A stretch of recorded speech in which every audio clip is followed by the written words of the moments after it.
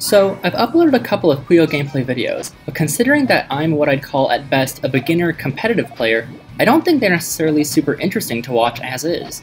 Sure, you can compare my earlier gameplay against Bbforky to the more recent gameplay in the inset, and it's cool to see the improvement even in just a month's time, where I've got a little more chain control and I'm not just rushing out to hit them with whatever I've got.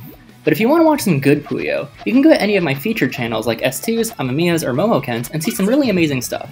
What I thought could be interesting though, especially for less advanced players, is some film review. I actually have really poor discipline when it comes to practicing/studying Puyo. I mostly just play a bunch of ranked, so these videos will be a good way to encourage me to review gameplay and see what mistakes or nice plays I'm making. Hopefully you'll find it interesting too. So this time, I'll be reviewing 3 rounds for my November Puyo Bowl match against Bbforky, which you can watch in full on my channel if you're interested. To start, let's just watch a round in full, and then we'll go back and dissect what things I think I did well or poorly.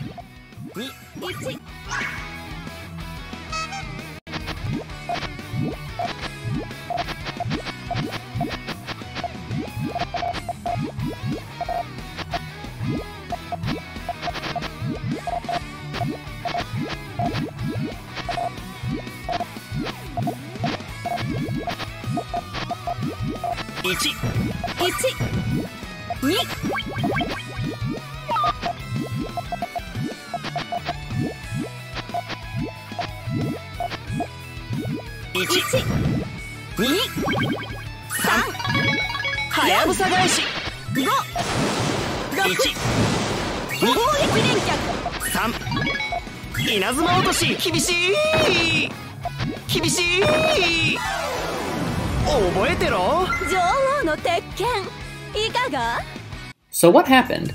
Basically, I misread the readiness of his main chain, committed to an unnecessarily large attack, and subsequently got outchained. Let's see how it happened and what I could have done instead.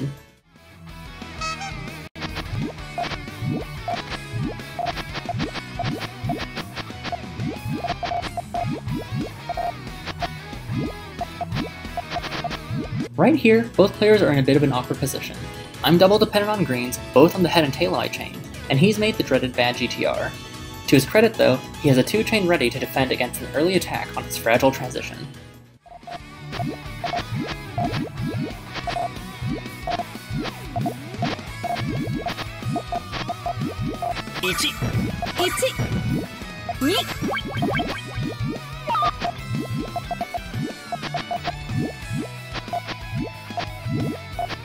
And this right here is where I lose the round. I saw this isolated blue over here and thought, okay, he'll need 3 more to finish his chain, so I went for an attack. What I failed to realize was that he still had his purple trigger accessible right here. He went main chain and I didn't have enough to fight back. He had a 7-chain, so let's see what pieces I needed to successfully counter. So first, to complete what we had, we needed the key yellow over in column 1 or 2. That would have actually given us an 8-chain, which would have been enough. If we wanted to add another link to be more sure of our safety, it is a little trickier. Because of the height of those trigger blues, extending on the head would have been hard, but our tail was actually in pretty rough shape too. It looked like I was trying to use the purples, but the blues in columns 5 and 6 are in the way. Luckily, we have the perfect pieces to deal with the situation.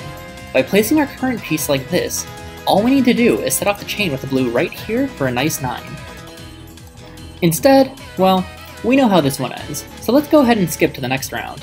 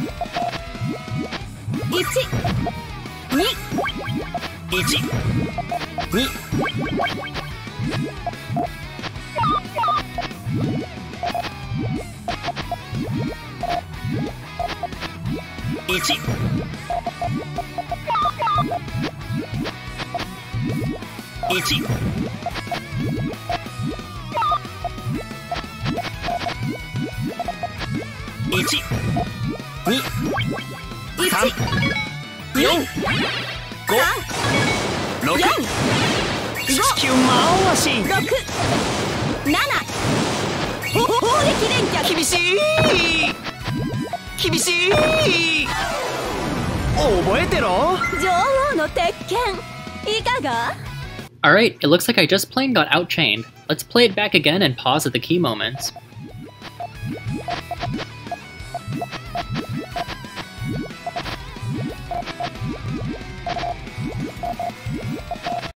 So right here, we're both starved for yellows to complete our base GTR shape, and have gotten a lot of reds and blues. He goes for a small harass to clear up some of the height imbalance he's created while waiting for the yellows, but luckily I'll be ready for it. At this point, he's also gone for the tall alternating color trigger, so he'll have the option to either set it off with the lower reds, or soak up some damage and set it off with the middle blues.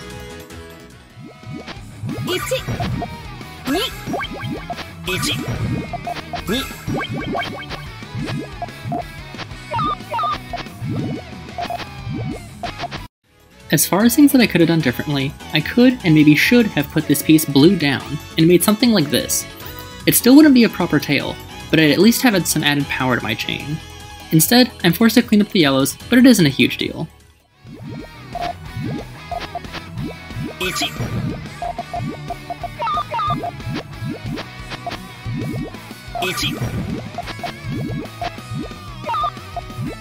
Honestly, at this critical junction, I don't think I looked at his board at all.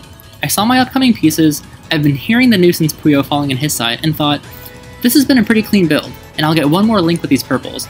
I bet I'm ahead, so let's just go for the main chain.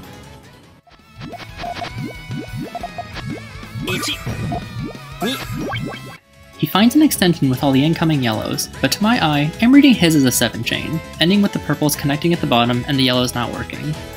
I think I've got an 8 chain. The blue's actually cut, so there's just a 7 with a power on the 6, so I think I'm safe, but let's see how his chain plays out.